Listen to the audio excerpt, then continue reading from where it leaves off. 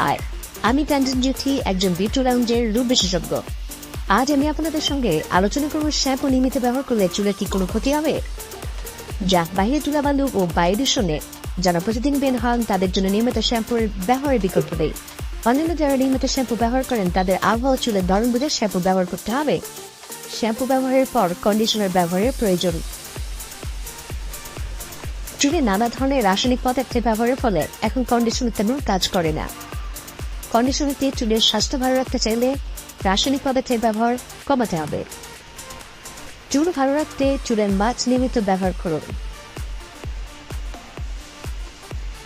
চুল ভালোভাবে ধুয়ে টাওয়েল দিয়ে মুছে নিতে হবে। চুলের সিরাম ব্যবহার করতে হবে। সপ্তাহে অন্তত 2 দিন তেল ব্যবহার করুন। শীতের সময় চুলে বাড়তি যত্ন নিন। যারা প্রতিদিন চুলে শ্যাম্পু করে থাকেন তারা সপ্তাহে অন্তত 4 দিন এই পদ্ধতি অবলম্বন করবে। আশা করি আমাদের ভিডিও আপনাদের ভালো লেগেছে। ধন্যবাদ। Bye bye.